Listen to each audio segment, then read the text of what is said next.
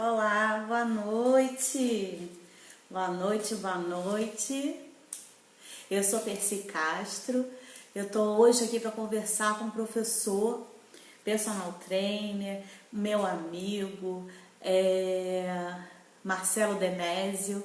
Ele está chegando já já. Oi, boa noite, Samira. Marcelo já entrou, Sidney. Boa noite, Josiane. Vamos lá. Ariel, eu vou aceitar já aqui o Marcelo. Ajude a gente a bater esse papo. Eu sei que tem muitos amigos nossos. Oi, Marcelo, boa noite. Boa noite, tá me ouvindo bem? Tô ouvindo. Você tá me ouvindo bem? Tá com eco? Oh, Não. tá tudo perfeito, tá tudo lindo. Quem tá entrando agora? Que tá entrando uma galera, hein? Uma Vai, galera. quero 1.000 pessoas hoje aí. Exagerado, só um pouquinho, né? Só um pouquinho. Mas tá entrando uma galera. Eu quero saber de vocês. Vocês estão escutando a gente direitinho? Tá dando eco? Algum problema? Estão vendo a gente? Boa noite, Boa noite, galera. Coutinho. Você consegue enxergar, Marcelo? As pessoas estão entrando? Tô vendo tudo, tá bonitinho aqui. Glorinha, Show. Claudinha, Josi, Sidney, a Samira agora. Beijo pra todos aí, Show. boa noite, tá? Tamo junto aí. Para quem não me conhece, eu sou a Percy Castro. Eu estou com esse projeto, eu criei esse projeto sobre criatividade na quarentena. Convidei alguns amigos, algumas pessoas, outras pessoas foram indicação. E Marcelo foi uma das pessoas que eu pensei, óbvio, porque além de meu amigo, estudou comigo, a gente sabe da batalha dele e eu sei que ele tem uma vivência empresarial, tem uma vivência da nossa área muito vasta e com certeza ele vem agregar. Oi, Clarissa, É, boa mãe. noite. Eu nem consegui ter tempo de ir lá no grupo do Plínio Leite para falar, meu Deus. Que eu tô meio gripada aqui, estou me segurando um pouquinho. Mas como eu sei que Marcelo tem muito o que falar, É então eu vou fazer verdade. o seguinte. Nossa.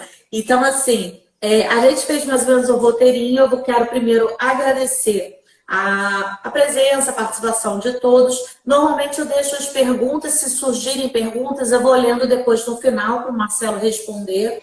Queria lembrar que esse ciclo de lives tá no IGTV, tá no meu IGTV, então eu conversei com o ator Marcos Asher, conversei com o nosso colega também de profissão, Ricardo Correia, e a professora Carolina Alencar, que trabalha também numa creche no Rio, falou dessa questão do retorno das escolas. E na semana que vem, para iniciar esse ciclo de lives, eu vou estar conversando com a Cláudia, que é a única aqui de Maricá, que ela tem dois empreendimentos na parte de biojoias e também o 100% artesanal, que é comida, né?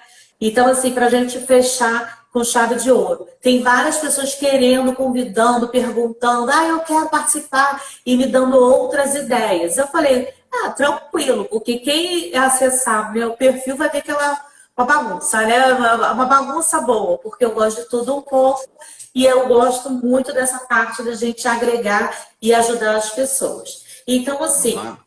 Marcelo, fala um pouquinho de você. Quem é você? Quem não te conhece, apesar que eu acho que todo mundo que está aqui que te Acho conhece. que todo mundo aqui me conhece, né? Boa noite para todos.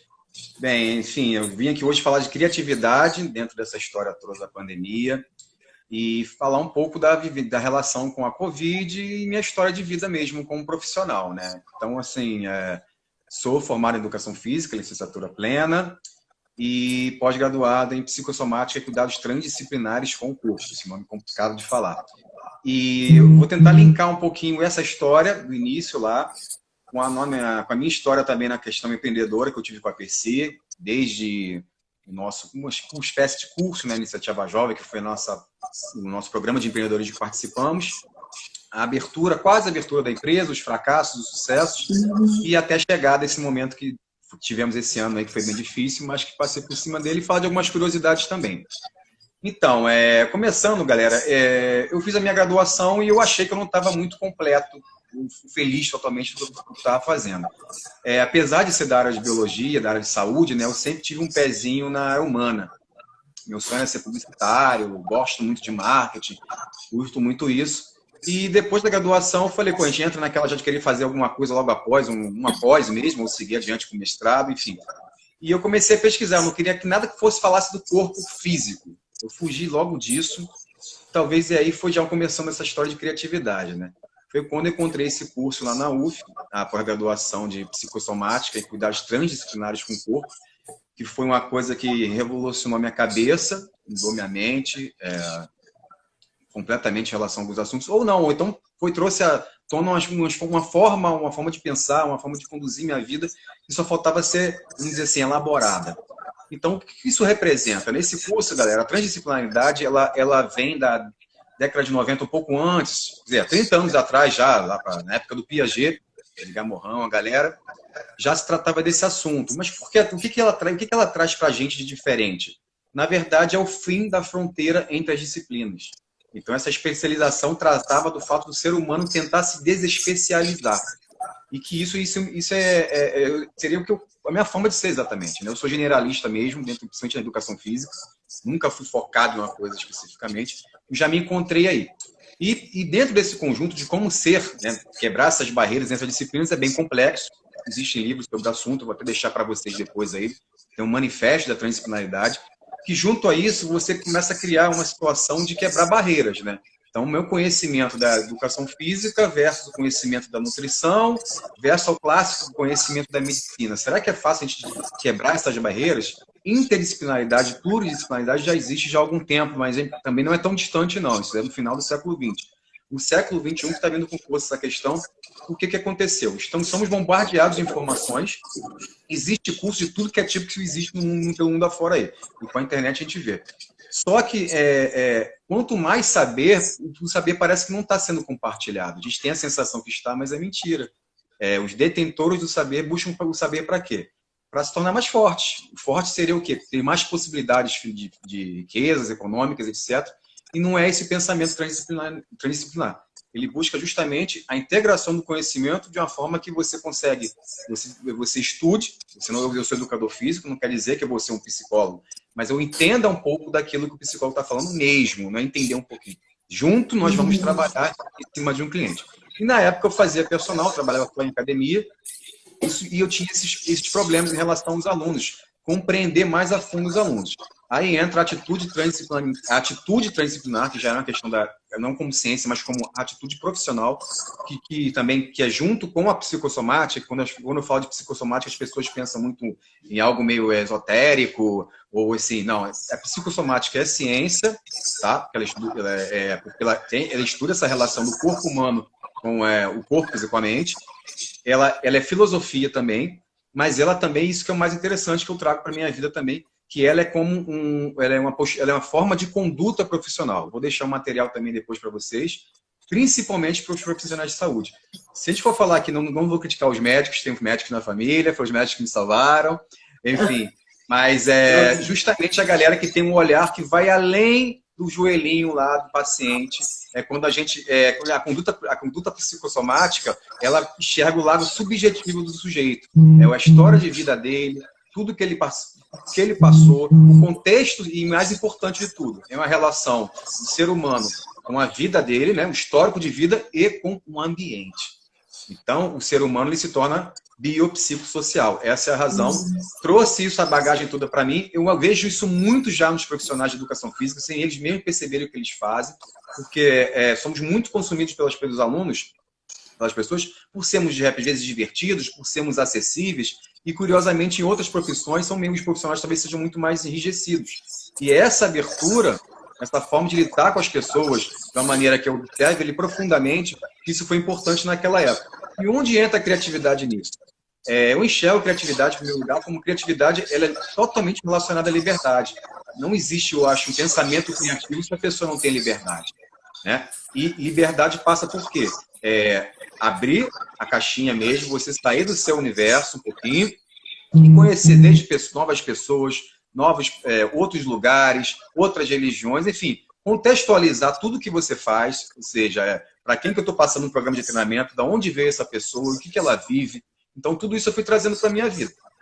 E a partir daí, isso enriqueceu muito o meu trabalho. Eu passei porque eu já fazia avaliação, era onde eu conseguia mais alunos de personal, justamente por essa conversa, essa aproximação com o cliente. Eu descobria assuntos mais pertinentes que iam além, muito além do que eu imaginava. Isso que de uma maneira direcionada, não era nada por acaso, isso tem estudo. Então, assim, vou deixar o material depois para vocês, gente. É um livro da relação à transdisciplinaridade, principalmente para educadores, professores, mas também para qualquer pessoa. Fala de física quântica, tem tanta... É uma viagenzinha bacana que você tem que trazer, eu acho que é a abertura da sua cabeça para o mundo.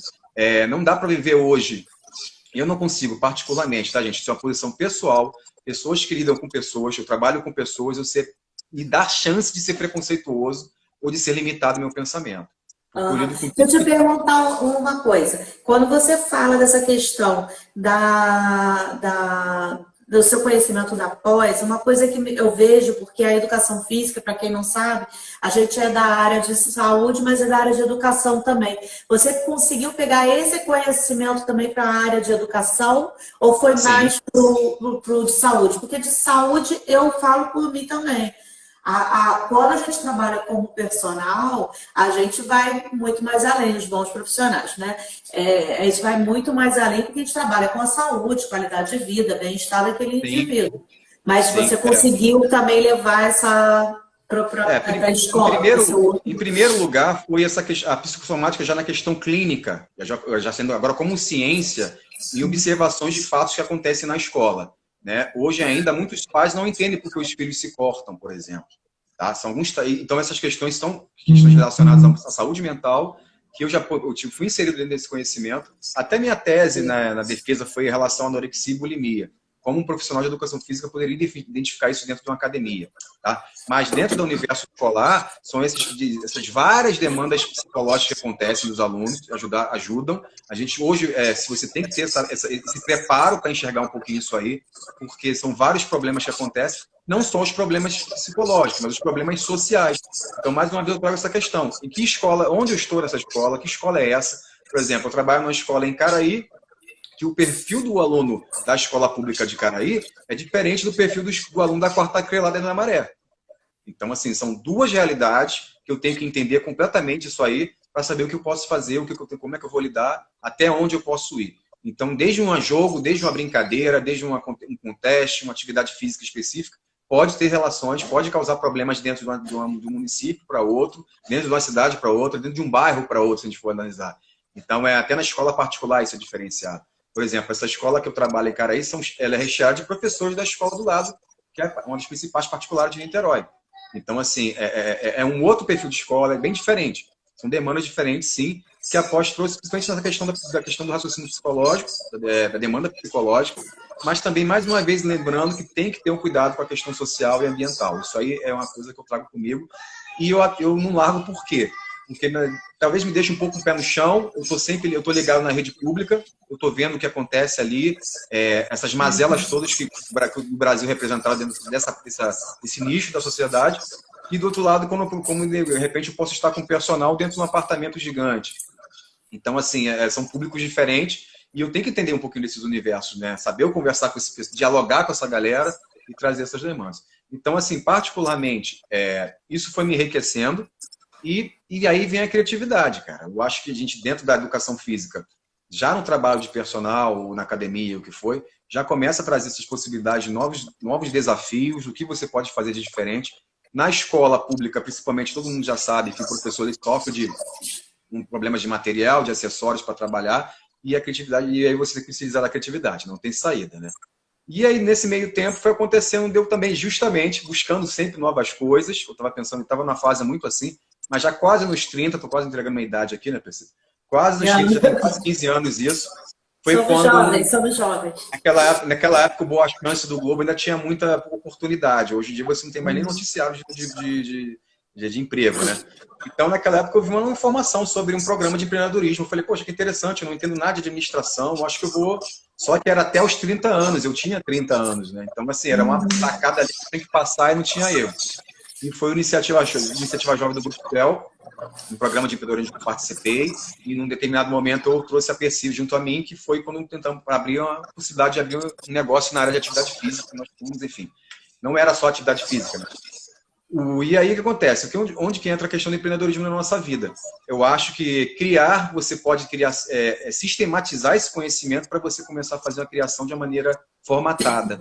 Então, muitos jovens, principalmente de comunidade, eu acho sensacional quando eu vejo isso, que tem ideias mirabolantes, esses programas servem para dar um suporte desde o redesenhar o produto que ele tem, né, a ideia, e todo aquele processo de construção de um negócio que passa que no fim das contas, por mais mesmo que não dê certo, você carrega isso para a sua vida, né? Com conhecimento desde finanças, organização pessoal, organização financeira, como é que é propaganda, e tal. Então isso assim, as escolas começaram a trazer isso recentemente, até dentro do manifesto a Unesco, ela fez as diretrizes do século XX na educação, dentre uns que vem da questão transdisciplinar, mais uma vez, que o aprender a fazer seria basicamente você aprender um conhecimento, aprender uma profissão. Só que nesse novo tratado da Unesco, ele não fala só disso. Ele acrescenta que o aprender a fazer lida com justamente aprender a criar. Então, hoje, o conhecimento não é só ter uma profissão, você pode aprender a criar alguma coisa. E as escolas estou vendo aí, até na rede pública, estou achando mó barato, essas ideias, a ideia do empreendedorismo dentro da escola, desde pequenininho começar a se organizar. Eu ainda sou desorganizado, apesar de tudo, a questão financeira, várias coisas, mas lá atrás isso tem feito diferença na vida das pessoas, e vem um prato cheio para os professores, né? Porque muitas vezes os professores estão cheios de ideias, eles não tinham muito bem como lidar com isso. O que eu vou fazer com esse aluno que eu posso dar de diferente? Então, essa disciplina do empreendedorismo ela enriqueceu até os professores também, que estão tendo com informações formatizadas, como eu estou falando, de uma maneira organizada. E hoje todo mundo fala sobre sustentabilidade, sobre criar um negócio produtivo sem destruir o meio ambiente e tal. Lá atrás, 13 anos atrás, 15 anos atrás, quando eu entrei naquele programa, sustentabilidade era uma palavra ainda nova, né? O pessoal não estava querendo entender muito bem. Hoje já está na boca de todo mundo. Todo mundo hoje tem escola que tem até matéria, né? Tem até disciplina. Exatamente. Por que isso? Né? Porque eu acho que antes, independente de que isso vai acontecer, do que vai dar, a pessoa vai ter isso para a vida dela como uma possibilidade de subir, de crescer de uma maneira organizada, né? Enfim. Porque, cara, a gente não sabe o que vai ser do mundo, se você vai ter dinheiro ou se você não vai ter condição, mas se você não se organizar, a casa cai. Então, assim, desde pequenininho, é importante. Então, junto a isso, PC, eu sempre relaciono essa questão do empreendedorismo e de você ter a cabeça aberta. Não adianta, isso é particular, mas eu passo isso para as pessoas, eu não consigo me ver travado em relação nenhuma. Me pergunto se defina-se. Eu falei, meu filho, se definir é se limitar. Tá? Eu penso muito assim. O que eu tive de problemas com isso, ainda enfrento, é a questão do foco, né? O tal bonito, a palavra foco, que o pessoal fala, principalmente para quem está dentro de uma área, quem quer abrir um negócio, né? Se você começa a viajar muito, isso eu acho que é um pouco da nossa experiência, né, PC, de abrimos muitos os leques, fomos indo para vários caminhos e isso atrapalhou um pouco. Mas as experiências em vários segmentos sempre serão importantes para alguma coisa na sua vida em algum momento. Isso que eu acho legal também. Ter se ferrado, ou não dando certo, ou aprendeu ali, ou conheceu, uma hora você vai aplicar esse conhecimento. E eu mesmo trabalhando para empresas, no caso do SESC, enfim, eu percebi que todo esse conhecimento serviu para alguma coisa. E graças a Deus, sou muito grato às instituições pelo quê? Porque eu venci espaços que me dão liberdade criativa, como eu falei antes. Se você é cerceado, se você está fechado a uma doutrina, não vai, meu amigo, não vai funcionar. Então, quando a gente... E o quanto isso foi enriquecedor dentro das instituições, que a gente sempre, junto aos colegas que alguns entraram aí, um abraço para o Anthony, um parceirão aí, que é empreendedor, o cara sabe das coisas, enfim... Quanto isso é fundamental, esse espaço para você se libertar. E dentro dessa história, PC, aí foi chegando, eu fui levando minha vida, fiz atividade em praia, tentando seguir dentro do que acontece na sua profissão, né? Acompanhando o ritmo dela, mas sempre naquela batida meio louca, que isso eu vou falar mais a fundo, que eu não conseguia me desvencilhar de uma coisa ou escolher outra, e eu fui chegando até o ano passado, cheguei a trabalhar, eu acho que estava dando 70 horas por semana. Eu acho que era mais ou menos isso. E eu digo, eu era feliz. Eu era feliz. Não, as pessoas falavam, Marcelo, como que você aguenta? Como é que é isso? E ainda tinha tempo para fazer atividade física e vinha já com o meu projeto de voltar, né, que eu tinha abandonado, justamente pela questão de horário, de voltar a fazer personal. Que eu vi que era uma coisa, eu transitei por tanta coisa, que o SESC me deu essa oportunidade de retornar à academia, que era um eixo, né, que eu estava especificamente na área de educação, até no próprio SESC mesmo, com as atividades coletivas para crianças, essa história toda. Aprendi muita coisa, criei muita coisa, eu acredito que foi muito importante, desde até a minha entrada no SESC foi baseada num livro, que foi muito curioso isso, eu gosto de fazer essa passagem, eu acho bem interessante, que foi quando eu estava dando aula na escola e eu precisava fazer uma prova prática. E eu precisava pegar um material para preparar um plano de aula, né? Que a gente faz isso, para esses testes, esses processos seletivos. E eu achei um livro na biblioteca da rede pública, tá, galera? Isso foi bem claro. É o livro Escola da Bola, que é um livro, posso deixar depois também para o pessoal ver aí. É um livro alemão que trata todo o ensino do esporte que virou minha cabeça de cabeça ao contrário. Eu olhei, meu Deus do céu, isso aqui está dentro da biblioteca da escola e ninguém pegava para olhar, entendeu? E eu peguei um plano de aula e fiz baseado naquilo ali.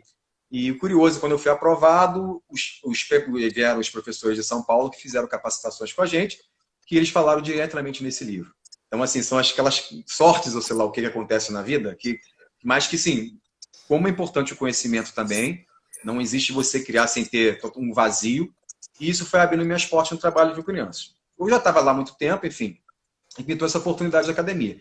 Eu estava defasado, essa era a visão que eu tinha, tá? E precisava me readequar, buscar conhecimento, ver o que estava se passando, e mais uma vez veio a história de eu ter que me deparar com essa história de não fechar minha cabeça, apesar de eu ter fechado por muito tempo, e foi a história do CrossFit. Eu era um dos que brincavam, que zoavam, que, enfim, tenho ressalvas ainda, tá, galera? Não tô aqui para levantar bandeira ou para fazer crítica nenhuma, mas eu precisava entender. E eu acho que foi uma das experiências que eu comecei a pesquisar, já trabalhando nesse meio novamente de academia, naquela correria de ter que absorver conhecimento, buscar e estar trabalhando, enfim, acompanhar. E foi quando eu comecei a pesquisar na internet e eu entrei de cabeça no mundo cibernético aí de novo, olhando como esses produtos eram, a gente vê, a gente é absorvido, a gente recebe isso toda hora, qual o caminho que um cara que está vendendo um curso faz para chegar até você. Eu estudei isso a fundo, porque eu não tinha muito dinheiro, eu não queria gastar dinheiro, eu não queria ter algo que atrapalhasse minha rotina, mas eu queria conhecer. E eu me fiz de propósito chegar até onde eu queria. Foi quando eu conheci o Rodrigo Zago, ele tem um curso, ele é do Sul, ele me mostrou uma proposta que eu gostei muito, e foi quando eu estudei muita coisa e queria entender por que o sucesso dessa história desse CrossFit. O que acontecia nessa magia? Que magia é essa? Só é que é para jovem? O que acontece? Então, e aí eu fui descobrindo algumas questões que eu trouxe hoje, trago hoje para a minha vida, não tem como mais sair, que é a questão do desafio, né? É uma prática que ele trouxe, que diferente de qualquer atividade em academia, o CrossFit ele veio com um elemento que é mais desafiador para o ser humano. Então, para pessoas que curtem competição ou que gostam de desafios, ele é um prato cheio. E um outro ponto, que é a questão da quebra de rotina. Então, ele preconiza aulas diferentes todos os dias. E aí vê essa loucura, né? Agora, aí traz isso pra gente, todo mundo tem que fazer uma aula diferente todo dia. Você não vai passar nunca série igual para o aluno. Aí eu falei, não vai ser bem assim. Não é bem assim que eu vou fazer, mas eu tenho que trazer isso para minha vida. Eu gostei e tive que viver algumas situações no próprio SESC mesmo, que eu testei junto aos colegas, os colegas trouxeram também, enfim, e fui vendo e experimentei na prática de alunos que não são do perfil de CrossFit, e eles ficaram emocionados. Eu falei, gente, então isso funciona. Só que a gente tem que ter muito cuidado, porque é nessa emoção que você transpõe barreiras demais e começa a vir as lesões, e enfim. Então, assim, mais uma vez, a abertura, eu penso assim, eu tive que abrir minha cabeça, eu estava para começar, eu ia entrar no CrossFit quando aconteceu a avalanche, que eu vou falar daqui a pouquinho, eu ia entrar, eu ia começar a fazer aula mesmo, para experimentar, enfim, e aconteceu isso tudo. Mas, mais uma vez, a questão de abrir a cabeça, que eu não podia, exatamente, o Ricardo botou ali, eu vou usar. Mais uma vez, eu não poderia fechar minha cabeça ou ficar com pensamento restrito. Isso eu trago para mim, eu sou aberto a qualquer situação, qualquer condição, que eu acho que possa me enriquecer. E se não enriquecer... Até porque o público pede isso, né, Marcelo? Tipo, eu acredito que a gente faz um tipo de serviço, mas independente do serviço, da proposta de uma empresa, tem uma hora que fica saturado, as pessoas querem buscar uma coisa nova. E se a gente sempre está martelando naquela coisa igual, aquela formulazinha, e que já está saturado, as pessoas querem mesmo coisas novas. E é uma forma de incentivo, né, de motivação para o aluno ir sabendo que vai ser diferente, né, que vai ser uma aula diferente. A gente chegar assim, aula hoje? Eu falei assim, não sei. Né? Tipo, ele pode criar. Junto com essa, claro, com o CrossFit, vem antes disso, né, a questão do treinamento funcional, que eu acho uma das coisas mais curiosas desse século, vamos dizer assim, porque é a redescoberta do homem com o seu próprio corpo, né? O seu corpo como instrumento de exercício. Então, hoje, se você falasse em polichinelo em 2005, eu ia falar, pô, para com isso, cara, vamos pegar uma máquina bacana ali e vamos fazer um exercício, vamos correr um pouquinho naquela esteira high-tech, parará. Então, são contrapontos que eu acho muito barato e eu tive que realmente retomar isso também. Eu acho que todo profissional tem que rever mesmo esses conceitos de trabalhar com o seu corpo, os limites que o seu corpo possui, o quanto pode ser simples de você sair do zero na prática de atividade física e através de simples fazer com o seu próprio corpo sem maiores problemas. Claro, sempre com orientação profissional. Então, nesse período, PC, foi quando eu comecei a estudar junto lá já. Já era dezembro ano passado, fui passando muita coisa. Dezembro, novembro, enfim, quando entrei nesse curso. E a minha ideia era experimentar mais um pouquinho mesmo. Até que foi agora, viramos o ano, né? Eu trabalhando naquele ritmo que eu falei, de 70 horas semanais. Fizemos uma viagem, eu tinha 15 dias de férias, enfim. Eu emendei carnaval, uma coisinha assim, e retornei aquela semana, primeira semana. Depois do carnaval, trabalho normal, né? Trabalhando em escola, mas eu ainda estava de férias na outra empresa, que era o SESC. E trabalhando em escola, cheguei a dar algumas aulas, foi quando eu tive um primeiro incidente, que foi indisposição intestinal, né? Gastrointestinal, e eu fui para o hospital, fui ver o que era, tá aí tudo bem. Passou uma semana disso aí, ou menos um pouquinho, começaram a vir sintomas de gripe, né? Sintomas de gripe junto com esqueci o nome do termo agora, gente, me lembra aí da falta de paladar, de apetite, de olfato e paladar. E isso foi marcante, tá? Isso foi marcante. Mas enfim, fui ao médico, eu fui 3 vezes antes de ser internado ao hospital, tá? Para ver como a coisa estava bagunçada, estava todo mundo desesperado. Na segunda vez que eu fui ao hospital, fui com minha esposa e saímos de lá diagnosticado com sinusite. Eu achei sensacional. Um casal, né, em comum saíram com sinusite. Enfim, tomando antibiótico, outras coisinhas, e a coisa foi piorando. Eu retornaria ao SESC numa sexta-feira, eu lembro, que foi quando já estava, no sábado foi decretado o último dia de trabalho, as escolas já não abririam na outra semana, foi tudo assim, né? Foi, eu acho, dia 15 de março, foi uma coisa dessa assim. 13 de março, foi uma sexta. 13 de março, a tal da sexta-feira aí, que foi o fim do mundo, né? Acabou tudo. E tivemos a festa tivemos a festa do meu irmão no dia 14, eu fui a essa festa já com sinusite, né? Enfim, eu, minha esposa, galera e tal. E o quadro foi se agravando no decorrer disso. Na terça-feira eu retornei ao hospital, sozinho, tá? Sozinho. Antes de sair de casa, eu cheguei a olhar um app já do governo, né? Sobre o Ministério da Saúde, sobre consulte para você ver se tem. Eu falei com a Lê, minha esposa, falei com ela que eu acho que eu me enquadrava naquilo ali, de alguma forma. Tal. Mas fui ao hospital e foi muito curioso aquele dia. Para vocês terem ideia, eu fui atendido por um médico e ele, na maca dele, havia aquela roupa. A roupa que virou a roupa da EPI, né? Enfim, aquela principal roupa que eles usaram, estão usando até hoje aí. Ele falou, amigo, chegou essa roupa para mim agora aí, tá, o bicho tá pegando, não encoste em nada.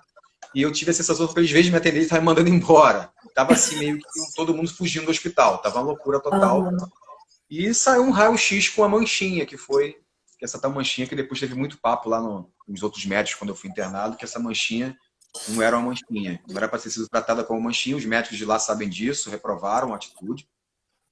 E eu fui mandado para casa. Isso foi numa terça-feira. E aí, daí então, eu não dormia mais. Eu acho que eu fiquei uns 2 dias sem dormir. Eu sentia só eu não sabia. Gente, até hoje, assim, desenhar um perfil do que eu tive é muito estranho. Tá? Forte mesmo foi a questão do olfato, né? E a perda de apetite total. E insônia. Até que foi na quinta-feira, dia 19, não tenho a data aqui, eu até fiz uma colinha aqui, porque não é fácil. Não se tem cronograma. Você não consegue, quando você fica muito tempo na UTI, ainda mais entubado, você criar um cronograma, a cronologia dos fatos para você se perde, tá? Para mim não é fácil dizer o que eu fiz, como é que foi isso. Fácil no sentido de, gente, que eu simplesmente não lembro ou as conexões são estranhas, tá? Mas vocês vão entender daqui a pouco.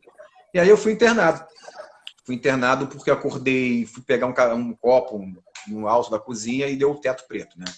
Quase desmaiei, sentei e fui levado para o hospital. E aí foi quando começou, a primeira vez na minha vida, eu fui dar atenção para a tal da saturação, que é uma das palavras que cuide da sua saturação, tá? Todo mundo aí, do papai, da mamãe, dos avós, da galera toda. Quando a gente chega lá naquela bendita, a gente vê a nossa pressão, né? E bota aquele negocinho no nosso dedo, que eu nunca parei para prestar. Eu sabia que era um frequencímetro, mas não estava nem aí, nunca me dei conta disso. E não vou esquecer, a irmã falando que estava 92. Agora, não tinha ideia de lufas do que significava esse 92. Então, assim, eu dei entrada, foi uma coisa muito esquisita, porque eu tive a sensação de que eu estava num filme estava todo mundo assustado e eu fui colocado dentro meio que no isolamento. Aí eu falei, o bicho está pegando. Ali a ficha meio que caiu um pouquinho, mas eu não sei a certeza do que eu tinha. Eu não estava me sentindo mal, já estava sob soro, então já estava dentro de uma UTI. Isso foi no hospital particular, galera que é de Niterói, CHN. É uma realidade totalmente diferente do que acontece no Brasil. Muitas das pessoas que passaram, infelizmente, pela rede pública, mas, enfim, os que conseguiram se salvar, graças a Deus, mas muitos não tiveram essa sorte. É bem diferente, sim, eu vou mostrar isso mais para frente. E foi simplesmente há um buraco, há um vazio na minha cabeça, eu não entendo o que aconteceu. Do primeiro dia, o quadro foi se agravando. O que acontece, galera? A saturação foi descendo, foi caindo, né? O plasma, as células vão perdendo oxigênio, isso não passa, não há a distribuição correta no seu organismo, e você precisa do sistema mecânico, da respiração mecânica, para suprir essa carência e preservar o seu pulmão de esforço. E aí que existe a intubação. Eu não tinha ideia, eu não lembro, tá? E para fazer essa intubação, nós estamos vendo aí como é grave a situação, o seu organismo tem que estar completamente parado. Você entra em coma induzido, literalmente. O corpo fica completamente parado, os músculos param, tudo para, enfim. E é preciso estar muito sedado, pesado, são fármacos pesadíssimos, coisa de nível de heroína, para vocês terem ideia. O seu corpo não mexe de forma alguma, você não lembra. Só que tem as consequências, que não é consequências, vamos dizer assim, quando você volta dessa intubação. Graças a Deus, assim, essa fase foi a fase mais difícil, eu acho que muitas pessoas acompanharam, minha irmã fazia, ela apostava, enfim. Eu cheguei a ter hipóxia, foi muito grave, foi muito perto mesmo, gente, do fim. Eu fui colocado numa situação que chama prona, na linguagem de educação física é a pronação. Eu fiquei de barriga para baixo, porque de barriga para baixo você tem uma abertura da caixa torácica que facilita a ventilação pulmonar e preserva um pouco mais o coração. A minha sorte foi assim, em relação, já comparando a casos, tá? De informativo mesmo, tá, gente? Que não houve complicação maior além do meu próprio pulmão, entendeu? Então, assim, pode ter, é nesse momento que acontece as tromboses, que podem vir em qualquer parte do corpo. Hoje mesmo vimos a notícia do nosso colega aí, do jornalista da área de esporte que faleceu. O caso dele é bem peculiar, ele foi direto para o problema cerebral. Costuma-se falar que o cérebro é o último momento que chega o vírus, ele pode entrar pelo estômago, né, pelo intestino, ele vai subindo o pulmão, e o último lugar que ele se aloja, que é o mais forte do nosso corpo, que é o cérebro, mas o caso dele parece que foi super rápido, foi direto para ter problema encefálico, enfim. E são essas questões que acontecem nesse período de intubação. Muita gente não resiste, e as consequências que isso faz. 10 dias de intubação, um paciente crítico, bastante tempo, estado grave, vamos dizer assim, você chega a perder de 17% a 30% de massa muscular do seu corpo. Então, só foi uma perda de peso absurda que eu tive. A possibilidade de ter chegado a 20 quilos sim a menos, eu tinha 80 quilos, fui parar quase 60. E quando eu acordei que veio, assim, eu não sei explicar, assim, olhando cronologicamente, me passaram essas informações, eu fiquei entubado do dia 24 ao dia 31. E quando eu retornei, aí vem as curiosidades, né, para eu comentar com você, que foi a questão o que o fármaco faz com você, né, as coisas que acontecem depois disso. Eu simplesmente achei que eu estava nos Estados Unidos. Isso aí foi o começo da loucura. Eu passei 3 dias achando, mas sem qualquer tipo de alucinação. Eu tinha certeza que eu estava nos Estados Unidos. Então, assim, os médicos não fizeram muita força para tentar me convencer do contrário. Você sabia que estava no hospital? Eu estava no hospital que eu achava que era nos Estados Unidos. mesmo com brasileiros. Eu não sei por como formar, assim, entra a questão do subconsciente, como eu formulei isso na minha cabeça, para poder chegar a esse pensamento. Alguma coisa que eu vi, enfim, mas eu não lembro de nada da intubação daquele período, nada. Eu só lembro, eu acordei, não sei que horas que eu acordei. Eu simplesmente fui vendo as situações e eu fui formulando coisas na minha cabeça de que eu achava que todo mundo era brasileiro, como se eu tivesse uma cidade americana que é cheia de brasileiro, vamos dizer assim. E passava a Globo lá, eu ficava vendo e eu conversava, eu já estava acordado, claro, com oxigênio e tal, mas estava acordado. E o quanto que aquilo eu fui construindo, eu achando que eu já estava bem e que eu poderia voltar para casa. Só que eu não sabia muito bem. Aí até perguntava, Marcelo, como é que você chegou aqui? Eu achava que eu tinha sido trazido do avião porque eu estava doente em uma emergência para o hospital americano. Isso é muito louco. E nessa história, eu fui formulando a forma de eu ir embora. E que vem outra coisa engraçada. Foram aparecendo algumas pessoas. Niterói é muito peculiar, né, cara? É uma cidade realmente pequena. Tem muita, eu adoro isso aqui por causa dessas pequenas coisinhas. Então, assim, apareceu uma médica, a Soninha, até o nome dela, a senhora baixinha e tal, ela faz assistência de pessoas em particular dentro do hospital mesmo. E ela comentou com minha esposa, falou da minha esposa, sua esposa é Salgado também, né? Eu cuidei do pai da eu não esqueci o nome da prima dela. Cuidei do pai dela, não sei o quê. Eu falei, mas poxa, Niterói é muito... Cara, o mundo é muito pequeno, sempre tem alguém de Niterói aqui. E aí as pessoas falam, poxa, como?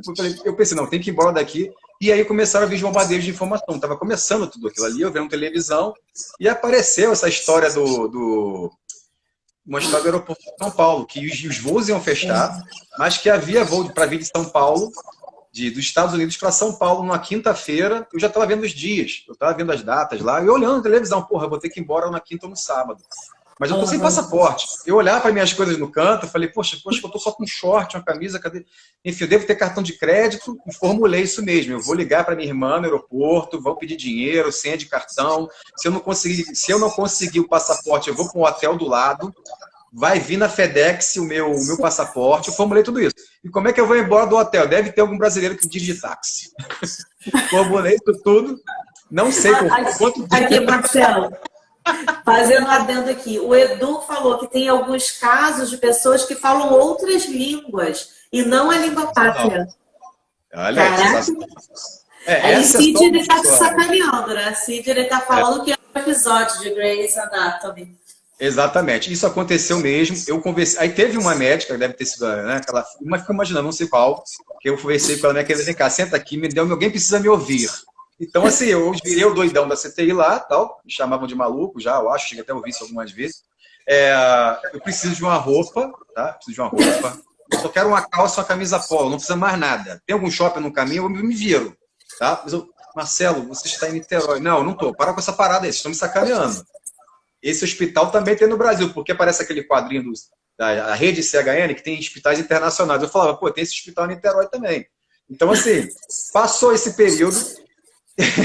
Eu não sei quantos dias foram isso. Aí que eu vou falando, cronologicamente, até o dia que caiu a ficha. Teve a história também, a melhor história de todas, assim, a mais sobrenatural foi a história da Heineken, que eu fui entubado de novo, galera, assim, passaram alguns dias, eu cheguei a falar com algumas pessoas que estão aqui, eu acho pelo Zap, aí que eu fui ter noção da coisa, da repercussão do fato, falei, gente, tem gente me ligando de tudo que é lugar, aconteceu alguma coisa muito grave. Eu não sabia, gente, da condição da intubação.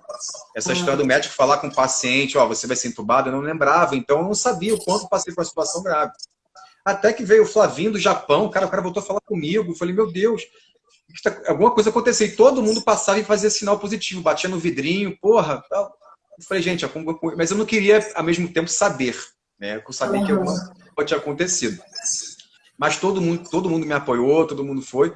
Até que, pô, foi triste esse momento, que eu tava achando realmente que você começa a se recuperar, já tava falando com as pessoas, já tava lembrando disso para quem me contar essa história, né, que eu tava nos Estados Unidos, e aí foi quando veio a segunda intubação. É comum, infelizmente, mas acontece. Eu peguei uma bactéria dentro do próprio hospital, isso é comum de acontecer. Eu tava com imunidade um pouco mais baixa e tal, e virou uma pneumonia de nível bacteriano. E aí veio essa intubação só por preservação mesmo, não era por questões gravíssimas, assim. Minha irmã sabia disso, mas, enfim, ser entubado é uma coisa complicada. E nessa eu estava acordado. Realmente tive febre, eu falei com o médico, não tem outro caminho para fazer. Eu tinha mais medo de ser tracostomizado do que qualquer outra coisa, entendeu? E depois eu fui entender o quanto que isso é comum e não tem problema nenhum. Outra desinformação, né? Uma das que eles explicaram para mim foi o quanto você menos saber de uma coisa pode te fazer bem para algumas situações na sua vida. Quanto menos informações você tiver, menos medo você vai ter delas, dependendo da situação. E essa foi uma. Então, eu não sabia o que eu estava passando ali dentro. Então, eu não tive medo. Entendeu? Esse primeiro período eu não tive medo. A doutora chegou, mas foi eu que titubei e tal. Mas eu não tinha medo. Eu não sabia o que se tratava isso. Né? E aí veio essa segunda intubação e veio-se com ela algumas outras alucinações. que foi a história que eu achei que eu estava no Niterói Dor, não sei porquê, que eu ia para uma festa na ponte de Niterói, que eu vi o balão da Heineken gigante em cima da ponte. Eu perguntei pro pessoal aqui se teve alguma festa de fato aí, que é com a promoção da Heineken. E foi uma coisa meio louca, eu estava dentro da festa, a enfermeira era a rosta da festa, lá que organizava, e que ela ia fazer mais festas depois. E eu ouvia tudo isso, um troço muito doido. E que eu conhecia até os filhos do dono do hospital Niterói, que eram japoneses. Gente, eu não sei se são japoneses, eu não sei quem são. E eu vi meu cunhado chegando no hospital também, enfim, loucura total. Passado isso, eu voltei para UTI, então no final acho que foram 20 dias de UTI, foi bastante tempo. E foi aí quando a ficha caiu, antes de eu subir para esse andar novo da UTI, foi quando o médico, um diretor, sei lá que momento, ele abriu para mim e falou: Marcelo, você está no CHN, você teve Covid-19, foi entubado, enfim, está tudo bem agora. E agora, em breve, se Deus quiser, você vai sair dessa aí. Todo mundo vinha falar comigo. Isso foi muito legal. Aqui dentro da cidade, a gente conhece muita gente. Eu agradeço muito a minha irmã, principalmente a Clarissa, que ela é da área da saúde lá no Rio. Ela conhece Ela gente. está até explicando aqui. Ela está explicando aqui. Na UTI isso acontece mesmo. Foi entubado para poupar o seu pulmão, que estava muito prejudicado. E algumas pessoas em UTI não passam por isso, só faz a respiração, o oxigênio mesmo, não chegam a ser entubados. Esse é outro ponto importante, tá? Não chega a ser necessária a intubação, mas isso é cada caso, enfim. E nesse período, gente, aí você começa a repensar, e foi quando eu tive primeiro, assim, a situação do que tinha acontecido comigo. Eu vi minhas pernas ultra finas, eu não tinha me visto no espelho ainda.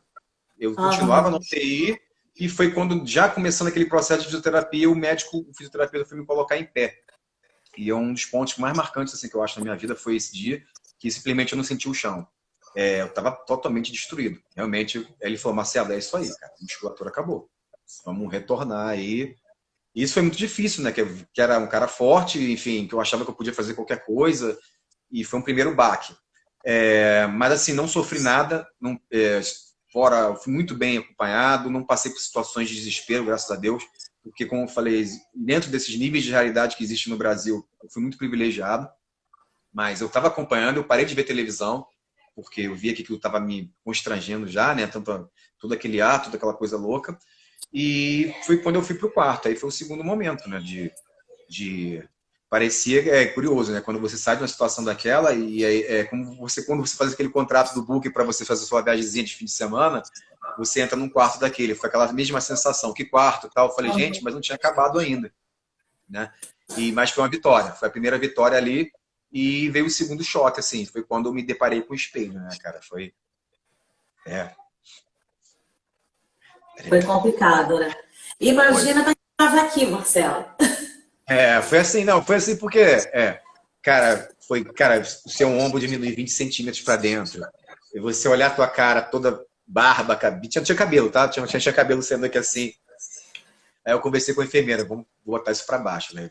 E eu não fazia uma barba há milhões de anos, eu sempre deixo, né, tal. Eu falei, não, vamos rapar tudo aí, E para mim foi uma virada, né? E fora o banho também, né, gente? Nossa, como é bom tomar um banho sentado. Eu falei, cara, enfermeira, me deixa aqui 30 minutos, eu vou ficar sentado aqui 30 minutos tomando banho. E fiquei. E daí a coisa foi. Paralelamente a isso, você começa a pensar um pouquinho, né, na sua vida, por que você está ali, e parece que o mundo inteiro está falando com você.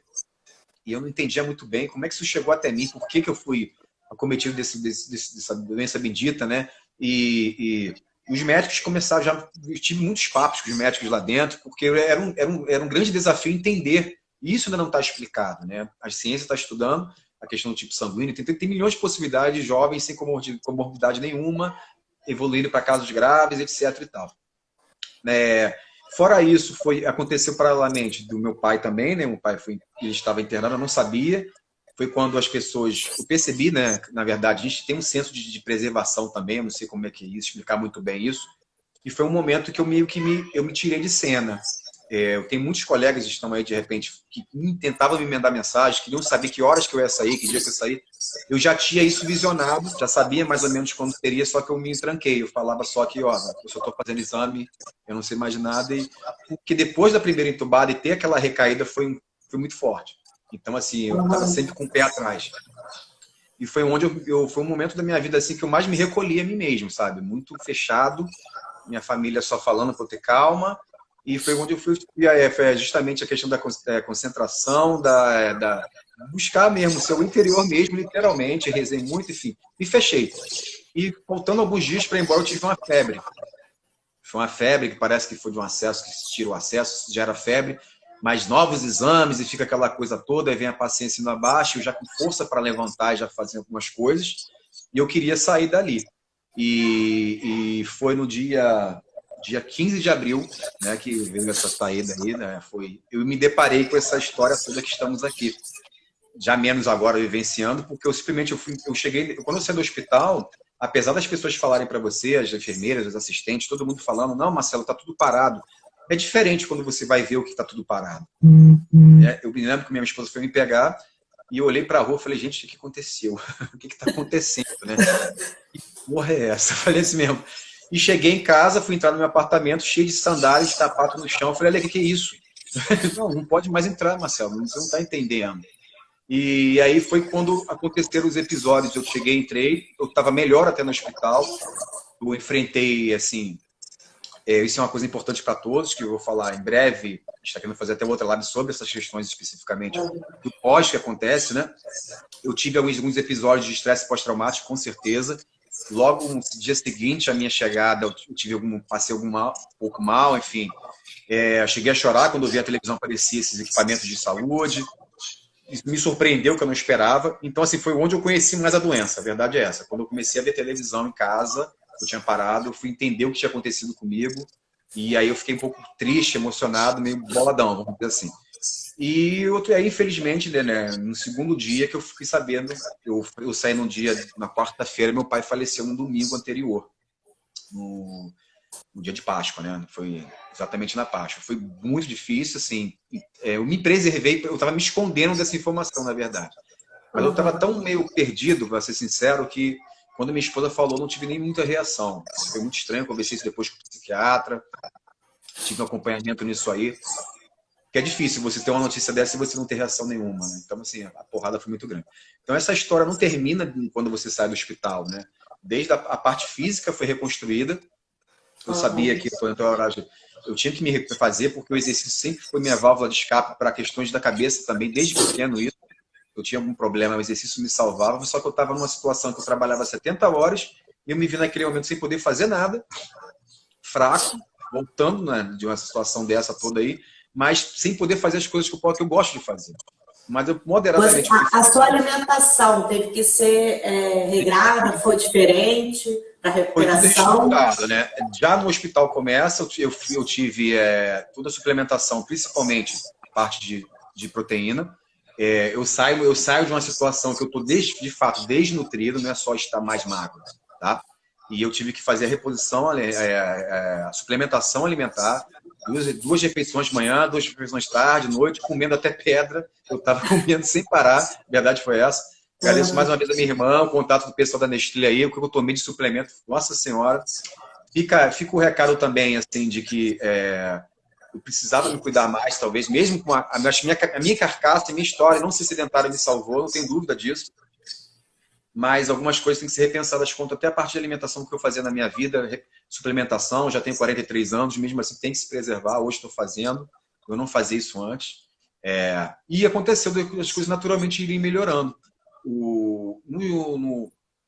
Foi legal, o que me ajudou demais foi a voltar ao trabalhar. O trabalho, mais uma vez, entra a questão aí eu vou voltar para a questão da criatividade, fechando aqui já quase, né? Que eu acho que criar me faz bem, entendeu? Pensar, repensar, e aí eu me deparei com esse novo mundo que eu não podia fazer as coisas que eu fazia, né? Como ninguém está podendo. Então, eu tinha que ter uma válvula de escape. a empresa me deu muito isso, no período que eu estava lá, criar ideias, fazer boas, enfim, ajudar de alguma forma. E veio a questão já tinha ganho, como eu falei, mas recuperei meu peso, hoje eu estou com 80 quilos de novo. Passei a praticar atividade física, faço regularmente, com todos os cuidados, rapidinho antes de concluir, né? Fiz ecocardiograma, que é um procedimento recomendado no meu caso. Ainda vou ter consulta em breve com o pneumologista e vou fazer em breve teste de esforço. São procedimentos, eu não tive aparentemente nenhum problema, nenhuma sequela no pulmão, tá? Isso assim, de redução de capacidade cardiorrespiratória, não sei ainda também, mas aparentemente não. Tá? Que tem algumas coisas acontecendo aí, isso aí, mas eu não tive nada. Segui com essa história do oxímetro, naquele aparelhinho, não sei se vocês viram fotos aí, ainda não comprei, mas uma colega, Ana, que estava aí, não sei se ela está ainda aí, ela me emprestou, então aqui em casa era uma loucura, ficava eu e a Alessandra, mesmo você pode, você fica meio neurótico, mesmo você querendo saber se sua saturação está no nível. Foi mais de um mês essa loucura, depois eu desencanei, minha pressão se alterou um pouco, não sei como é que tá, a médica pediu até para não olhar tanto, porque realmente é muito mais emocional mesmo, do próprio confinamento. E a importância de fazer o exercício como tem sido bom para mim em relação a tudo isso, tá? Condicionamento, melhorando tudo, mas a parte de criação. E aí daí eu falei, poxa, o que eu vou fazer agora? Eu quero voltar, eu preciso fazer. Ainda estava sem confiança, retornei esse mês ao trabalho de personal, comecei com minha irmã, já estou com os clientes aí, e veio a ideia de fazer esses vídeos que eu tenho feito, tanto da área de atividade física, de outros segmentos que eu gosto, que virou uma distração para mim. Eu acho que virou também ferramenta para eu vender para os alunos. Isso foi um escape assim, sensacional. Eu gosto muito. Não adianta, eu até vejo propaganda. O personal não perca seu tempo gravando vídeo. Não, eu gosto de gravar vídeo. Você não adianta me vender o seu. Eu quero o meu vídeo, com o meu sofá feio atrás, que for. Enfim, mas reaprendendo algumas coisas. Eu acho que aí já é em outro momento, né? De reconhecer que tenho carência de informação em relação à questão digital, tenho que entender outras coisas, tenho que aprender novas coisas e aproveitar esse período. O MC da ontem, na entrevista dele no Roda Viva, ele falou uma coisa que eu achei tão legal de como um micro-organismo te reteve tanto, né? Reteve a sociedade inteira, microbiologicamente falando, esse corona desgraçado aí. Reteve você de maneira tão grande, mas, por outro lado, o quanto as pessoas estão se desafiando a fazer coisas novas. Entendeu? Então, assim, é um paradoxo total nessa história. Então, tem muita gente aprendendo coisas e fazendo outras ideias, enfim. E, por outro lado, sem poder se relacionar com as outras. O quanto é difícil, né? Então, assim, eu não acredito que na escola eu não consigo ver minha profissão sem ter contato com o aluno, criança, entendeu? A escola é muito maior que você ir lá só aprender uma coisa. Não estou falando agora como professor, falando como um pouquinho de entendedor daquele ambiente lá. Né? A escola precisa de contato. As pessoas aprendem quando estão juntas ali. São novas experiências, principalmente nessas fases da infância e da adolescência. Estou com um recadinho aqui. Mas, enfim, e aí eu fui atrás disso, de buscar novas ideias, novas coisas e entender a fundo o que está acontecendo. Estou estudando muito esse Covid, essa história toda aí, porque nós vamos mais para frente, já agora, né? Já vai chegar a fase que nós vamos entrar em ação. Os profissionais de educação física vão receber essa clientela e precisam estar preparados para saber o que fazer com eles.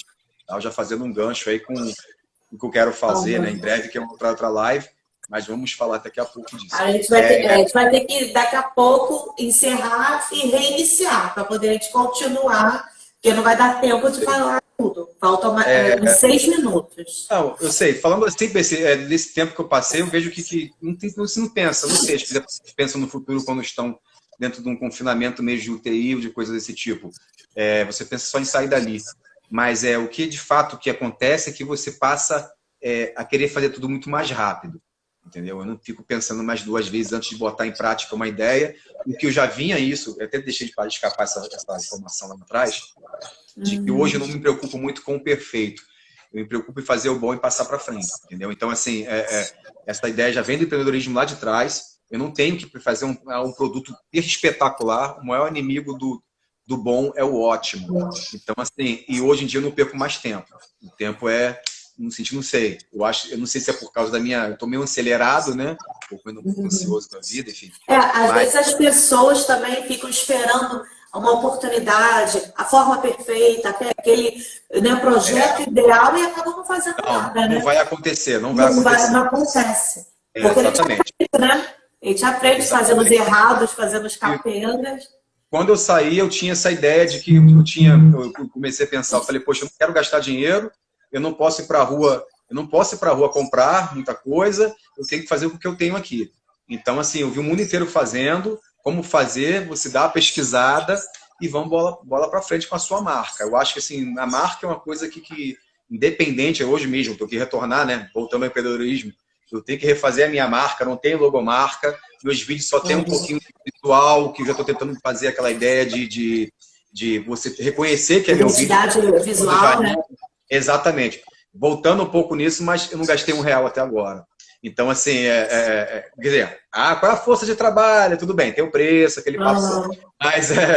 Mas tem sido muito produtivo nesse sentido, do quanto me faz bem e me diverte, entendeu? E eu acho assim que para as pessoas que, olhando lá para frente mais uma vez, o quanto é importante, deixa outra mensagem aqui, essa ideia de, quando eu falei lá atrás da transversalidade em relação ao conhecimento ser aberto, e o quanto é importante que todo mundo tenha acesso ao conhecimento, e ele tem um sentido meio que único, porque quando você tem várias ideias diferentes sobre um determinado assunto, acontece no Brasil. Você não tem uma consistência do pensamento, e pessoas que já não têm tanto acesso à informação não sabem o que fazer. E isso já a gente vai guardar, daqui a pouquinho a gente vai entrar, eu queria chamar assim para você também retomar isso. Você fala da questão da criatividade, liberdade e conhecimento. Nas outras lives que a gente fez, a gente pontuou exatamente isso, é conhecimento. Às vezes os adolescentes, os jovens querem coisas, né, querem a liberdade, mas aí não tem o conhecimento para aproveitar essa liberdade, porque eles poderiam muito mais, eles poderiam investir muito mais o seu tempo em coisas produtivas, né, boas, e acabam não tendo conhecimento, né, e não desenvolve tanto a questão da criatividade, né? Outra coisa é muito fácil também, de certa forma, para quem tem um pouquinho de condição, vamos dizer assim, você tem tutorial, você aprende, né? Você vai lá e faz. Mas você recriar, repensar aquilo que está ali, porque até na questão da criatividade não quer dizer que você tem que criar um produto novo, né? Você pode muito bem criar um processo novo, uma forma de relacionamento com um cliente diferente, uma forma de relacionamento com um fornecedor diferente. Então, às vezes, as pessoas elas querem um produto pronto. Então, isso é uma coisa que eu procuro também não ter na minha vida. Desde os cursos que nós fizemos, todo mundo quer a fórmula mágica, né? Qual é a série que vai trazer aquilo? Não, nós vamos construir essa série, né? Vamos fazer baseado no conhecimento, vamos trazer esse conhecimento. Aí que vem a ciência de fato. E as pessoas muitas vezes não fazem isso. Elas querem o conteúdo pronto, ou então adquirido. E a galera que está se dando bem em cima disso são aqueles que percebem, né? Que muita gente só quer se divertir, ou enfim, só quer comprar mesmo pronto. Então, assim, ou seja, eu falo assim, cara, não seja o que vai comprar pronto, porque você pode conseguir fazer também sem gastar nada, entendeu? Então, isso é importante. E dentro do que eu vivi, cara, hoje eu não estou perdendo mais tempo. Isso daí é uma coisa que eu falo assim. É legal a gente deixar a nossa marca, né? Fazer do nosso jeito, porque eu acho que é o mesmo tema. É que nem, por exemplo, esse tema de criatividade. Com certeza, cada um, até mesmo se você fizer o seu projeto e chamar os seus convidados, a forma vai ser diferente, vai começar a ir para ter a sua marca, né? O seu jeito. Sim, né? sim. Mesmo eu acho assim que exatamente o que você falou. Não tem... E é o que é precioso, né? A magia é nisso aí. Quando você constrói, você faz, né? Desde a sua aula, mesmo trabalhando para alguma instituição, que for, quando você constrói, você sai muito mais satisfeito. Isso aí é uma coisa que eu acho particularmente bem interessante. O como você consegue engendrar. Então, criar é um pouco disso, entendeu? Vamos fazer agora que nem TV, assim, os comerciais. Eu vou fechar rapidinho, salvar o vídeo para a gente não perder a live, para ficar lá no IGTV. Quem não assistiu, indica também. Quem assistiu, indica para poder ver de novo, que fica lá. Às vezes o Instagram coloca lá direto no nosso perfil, às vezes não. Tá? Mas eu vou tentar salvar e aí quando eu retornar, Marcelo retorna também para a gente encerrar, tá bom, Marcelo? Tá bom. Falou? Ó, 26 segundos. 26 segundos. Até mais, Marcelo. Valeu.